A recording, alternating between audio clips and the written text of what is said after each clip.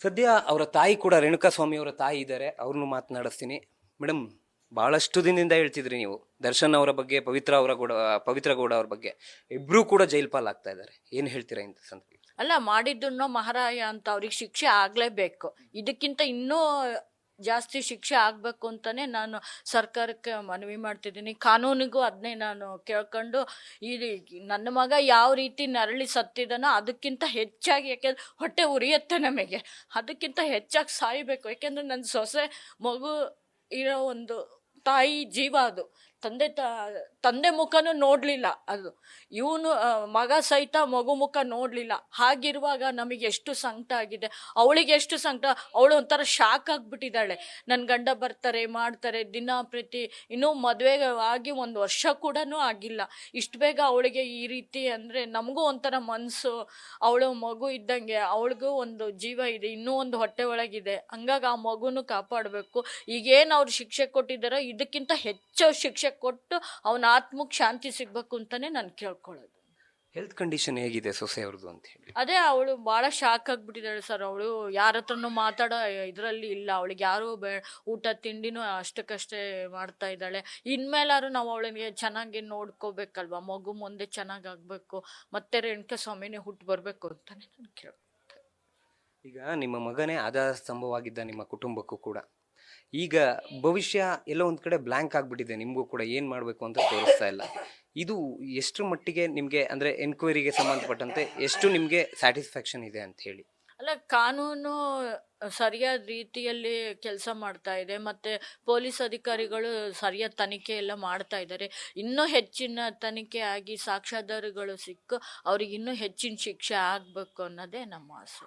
ಈಗ ಸರ್ಕಾರಕ್ಕೆ ನೀವು ಏನು ಮನವಿ ಮಾಡ್ಕೊಳ್ತೀರಾ ಅಂತ ಇಂತಹ ಸಂದರ್ಭದಲ್ಲಿ? ಯಾಕಂದ್ರೆ ಇಲ್ಲಿವರೆಗೂ ಕೂಡ ಸರಿಯಾದ ರೀತಿಯಲ್ಲಿ ತನಿಖೆ ನಡೆದಿದೆ. ನಿಮ್ಮ ಭವಿಷ್ಯದ ಕುರಿತಂತೆ, ಯಾಕಂದ್ರೆ ನೀವು ನಾಳೆ ದಿನ ಎಲ್ಲರೂ ಕೂಡ ನಿಮ್ಮ ರೇಣುಕಾ ಸ್ವಾಮಿ ಅವ್ರನ್ನ ಮರಿಬೋದು, ನಿಮ್ಗೆ ಅದು ಕಾಡ್ತಾನೆ ಇರುತ್ತೆ. ಇಂತಹ ಸಂದರ್ಭದಲ್ಲಿ ಏನು ಮನವಿ ಮಾಡ್ಕೊಳ್ತೀರಾ ಅಂತ?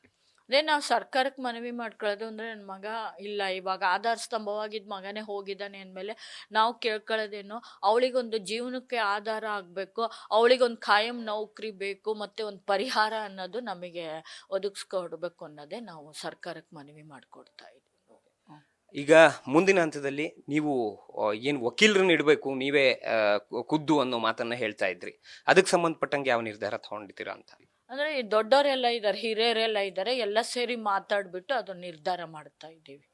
ಸರ್, ನೀವು ಹೇಳಿದ್ರಿ ವಕೀಲರನ್ನ ನೇಮಕ ಮಾಡಬೇಕು, ಮತ್ತೆ ರಿಟೈರ್ಡ್ ಜಡ್ಜ್ಗಳ ನೇತೃತ್ವದಲ್ಲಿ ತನಿಖೆ ನಡೀಬೇಕು ಅಂತ. ಈಗ ಸದ್ಯದ ಮಟ್ಟಿಗೆ ಈಗ ನೋಡಿ, ನಿಮ್ಮ ಮಗನ ಕೊಲೆಗೆ ಕಾರಣವಾದಂತಹ ಒಬ್ಬ ಆರೋಪಿ ಜೈಲಿನತ್ತ ಹೋಗ್ತಾ ಇದ್ದಾನೆ. ಇಂತಹ ಸಂದರ್ಭದಲ್ಲಿ ವಕೀಲರನ್ನ ಇಡಬೇಕು ಅನ್ನೋ ಒಂದು ನಿಮ್ಮ ನಿಲುವೇನಿತ್ತು, ಅದ್ರ ಬಗ್ಗೆ ಏನು ಹೇಳ್ತೀರಾ? ಅಲ್ಲ, ನಾವು ವಕೀಲರನ್ನ ನಿಲ್ಲಬೇಕು ಮಾಡ್ಬೇಕು ಅನ್ನೋದು ಇನ್ನೂ ನಾವು ನಿರ್ಧಾರ ಮಾಡಿಲ್ಲ. ಸರ್ಕಾರದ ವಕೀಲರು ಏನಿದ್ದಾರೆ ಅವರು ತಮ್ಮ ಚಾಣಾಕ್ಷತೆ ಮೆರೆದು ಅವ್ರಿಗೆಲ್ಲ ಶಿಕ್ಷೆ ಕೊಡ್ತಾ ಇದ್ದಾರೆ. ನಮಗೆ ಬೇರೆ ವಕೀಲನ ಇಡೋಂಥ ಇನ್ನೂ ನಾವು ಇದು ಯೋಚನೆ ಮಾಡಿಲ್ಲ.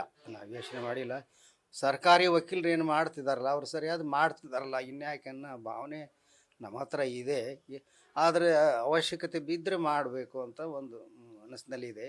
ಚರ್ಚೆ ಮಾಡಿಲ್ಲ. ನಮ್ಮ ಹಿತೈಷಿಗಳಿದ್ದಾರೆ, ಬಂಧು ಬಳಗದವರಿದ್ದಾರೆ, ಅವರೆಲ್ಲ ಹತ್ರ ಹಂಗೇನೋ ಇದ್ದರೆ ಅವರು ಹೇಳ್ತಾರೆ. ನಮಗೆ ಅದ್ರ ಬಗ್ಗೆ ಪರಿಜ್ಞಾನ ಇಲ್ಲ. ನಮಗೆ ಯಾವುದೋ ರೀತಿ ಏನು ಮಾಡಬೇಕು ಎಂತ ತಗೊಳ್ಬೇಕು ನಮ್ಗೆ ಗೊತ್ತಿಲ್ಲ. ನಮ್ಮೆಲ್ಲರೂ ಇದ್ದಾರೆ, ದೊಡ್ಡವರು ಇದ್ದಾರೆ, ಅವ್ರು ಚರ್ಚೆ ಮಾಡ್ತಾರೆ. ಚರ್ಚೆ ಮಾಡಿ ಸೂಕ್ತ ನಿರ್ಧಾರ ತಗೊಂತಾರೆ. ಆ ರೀತಿ ನಾವು ಮುಂದುವರಿತೀವಿ. ಕಡೆಯದಾಗಿ ಸರ್, ಏನು ಹೇಳ್ತೀರಾ? ಈಗ ಆರೋಪಿಗಳು ಅರೆಸ್ಟ್ ಆಗಿ ಹೋಗ್ತಾ ಇದ್ದಾರೆ, ಸಾಕಷ್ಟು ಜನ ಹೇಳ್ತಾ ಇದ್ರು ಪ್ರಭಾವ ಇದೆ, ಇನ್ವೆಸ್ಟಿಗೇಷನ್ ಆಗಲ್ಲ, ಅವ್ರನ್ನ ಜೈಲಿಗೆ ಕಳ್ಸಲ್ಲ, ಬೆಲ್ ಸಿಕ್ಬಿಡುತ್ತೆ ಅಷ್ಟೊಳಗೆ ಅನ್ನೋ ಮಾತು ಹೇಳ್ತಿದ್ರು. ಕಡೆಯದಾಗಿ ಈಗ ನೀವು ಕೂಡ ಟಿವಿಲಿ ನೋಡ್ತಿದ್ದೀರಾ, ಜೈಲಿಗೆ ನಮ್ಮ ಅವ್ರು ಮಾತಾಡ್ತಾನೆ ಇರ್ತಾರೆ, ಅದಕ್ಕೇನು ನಾವು ಇದು ಮಾಡೋದಿಲ್ಲ. ಅವರವರ ಭಾವಕ್ಕೆ ಅವ್ರ ತಕ್ಕಂಗೆ ಮಾತಾಡಿರ್ತಾರೆ. ಆದರೆ ಈಗಂತೂ ಸರ್ಕಾರ ಆಗಲಿ ನಮ್ಮ ಪೊಲೀಸರಾಗಲಿ ಅವ್ರನ್ನ ಮೆರೆದ್ದಾರೆ, ಪ್ರಾಮಾಣಿಕವಾಗಿ ಮೆರೆದ್ದಾರೆ. ಅದರಿಂದ ಏನೇ ನಾವು ಅವರಿಗೆ ನಮಸ್ಕಾರ ತಿಳಿಸ್ತೀವಿ. ಇದೇ ರೀತಿ ಮುಂದುವರಿತೇನೋ ಅಂತ ನಾವು ನಂಬಿಕೆಯಲ್ಲಿ ಇದ್ದೀವಿ.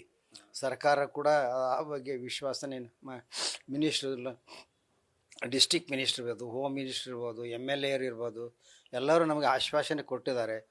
ಆ ರೀತಿ ಆಗೇ ಆಗುತ್ತೆ ಅಂತ ನನ್ನ ನಂಬಿಕೆ ಇದೆ. ಈಗ ಕಡೆಯದಾಗಿ ಈ ರೀತಿ ಮಾಡೋರ್ಗೆ ಅಂದ್ರೆ ಕ್ಷುಲ್ಲಕ ಕಾರಣಕ್ಕೆ ಒಬ್ಬ ಪ್ರಾಣನ, ಯಾಕಂದ್ರೆ ಒಂದು ಜೀವದ ಹಿಂದೆ ಸಾಕಷ್ಟು ಕನಸುಗಳಿರ್ತವೆ, ಸಾಕಷ್ಟು ಭವಿಷ್ಯದ ಕನಸುಗಳಿರ್ತವೆ. ಈ ರೀತಿ ನೋಡಿ, ಈಗ ರೇಣುಕಾ ಸ್ವಾಮಿ ಅವರ ಹಿಂದೆ ನೀವಿದ್ದೀರಾ, ಅವ್ರ ಪತ್ನಿ ಇದ್ದಾರೆ. ಈ ರೀತಿ ಮಾಡೋರ್ಗೆ, ಈ ರೀತಿ ಮನಸ್ಥಿತಿ ಇದ್ದವ್ರಿಗೆ ಏನಂತ ಹೇಳೋಕೆ ಇಷ್ಟಪಡ್ತಾರೆ? ಅದೇ ನನ್ನ ನಂಬಿಕೆ ಬರ್ತಾ ಇಲ್ಲ. ಯಾಕಂದರೆ ಎಷ್ಟು ಕಿರುಕುಳ ಕೊಟ್ಟಿದ್ದಾರೆ, ಎಷ್ಟು ಚಿತ್ರಹಿಂಸೆ ಕೊಟ್ಟಿದ್ದಾರೆ. ದಿನಕ್ಕೆ ದಿನ ಒಂದೊಂದು ನಮೂನೆ ಬರ್ತಾ ಇದ್ದು ನಾವು ಹೋದ ಬಾಡಿ ನೋಡಿದವು ಕೂಡ ನಮ್ಮೆಲ್ಲರಿಗೂ ತಡ್ಕೊಳಕ್ಕಾಗ್ತಿಲ್ಲ. ಯಾಕೆಂದರೆ ಅವನು ಎಷ್ಟು ಒದ್ದಾಡಿರ್ಬೋದು, ಕಿರ್ಚಾಡಿರ್ಬೋದು, ಕೂಗಾಡಿರ್ಬೋದು. ಮಗು ಹೆಂಡತಿ ಪ್ರೆಗ್ನೆಂಟ್ ಅಂತ ಹೇಳಿದ್ರು ಕೂಡ ಅವ್ರು ಬಿಟ್ಟಿಲ್ಲ ಅಂದರೆ ಅವ್ರು ಏನು ಅನ್ಬೇಕು? ಅವ್ರು ಪಶು ರಾಕ್ಷಸ ಅವ್ರದ್ದು ಜೀವ ಅನಿಸುತ್ತೆ. ಅವ್ರಿಗೆ ಇನ್ನು ಮುಂದಾದರೂ ಭಗವಂತ ಸದ್ಬುದ್ಧಿ ಕೊಡಲಿ ಅಂತ ನಾವು ಕೇಳ್ಕೊಂತೀವಿ ಅಷ್ಟೇ. ನಿಮ್ಮ ಸೊಸೆ ಏನು ಹೇಳ್ತೀರಾ ಸರ್ ಈ ವಿಚಾರಕ್ಕೆ ಸಂಬಂಧ? ಸೊಸೆ ಏನು ಹೇಳ್ತಿದ್ದಾರೆ ಈ ವಿಚಾರಕ್ಕೆ ಸಂಬಂಧ? ಅವಳೇನು ಮಾತಾಡೋ ಇದರಲ್ಲೇ ಇಲ್ಲ ಸರ್. ಅವಳು ತುಂಬ ನೊಂದ್ಕೊಂಡಿದ್ದಾಳೆ. ಆಮೇಲೆ ಅವಳಿಗೆ ಮಾತಾಡೋ ಶಕ್ತಿನೂ ಇಲ್ಲ, ಅವಳು ಮಾತನ್ನು ಮಾಡ್ಕೊಂಡ್ಬಿಟ್ಟಿದ್ದಾಳೆ. ಯಾಕೆಂದರೆ ಗಂಡನೇ ಇಲ್ಲ ಅಂದಮೇಲೆ ಅವಳು ಹೆಂಗೆ ಯಾರ ಜೊತೆಗೂ ಬೆರಿಬೇಕು ಅನ್ನೋದು ಅವಳಿಗೆ ಇದಿಲ್ಲ. ಇನ್ನೂ ಸ್ವಲ್ಪ ಹೋಗಬೇಕು, ಇನ್ನೂ ಹೋಗ್ತಾ ಹೋಗ್ತಾ ನಾವೇ ಅವಳನ್ನು ಒಂದು ಹೊರಗಡೆ ಪ್ರಯತ್ನ ಮಾಡಬೇಕು, ಮಾಡ್ತಾಳೆ. ಯಾಕೆಂದರೆ ಈಗ ಇನ್ನೂ 15 ದಿವಸ ಆಗಿದೆ, ಇನ್ನೂ ಸ್ವಲ್ಪ ಹೊರ ಬರೋಕ್ಕೆ ಇನ್ನೂ ಒಂದು 5-6 ತಿಂಗಳು ಬೇಕಾಗುತ್ತೆ. ಇದಕ್ಕೋಸ್ಕರ ಈಗ ಅಜ್ಜಿಯವರ ಹೆಲ್ತ್ ಹೇಗಿದೆ? ಅದೇ ಇವಾಗ ಡಾಕ್ಟ್ರ್ ಹತ್ರ ಹೋಗ್ಬೇಕು. ಈಗ ಕೌಸರ್ ಸರ್ ಹತ್ರ ಕರ್ಕೊಂಡು ಹೋಗ್ತಾ ಇದ್ದೀವಿ.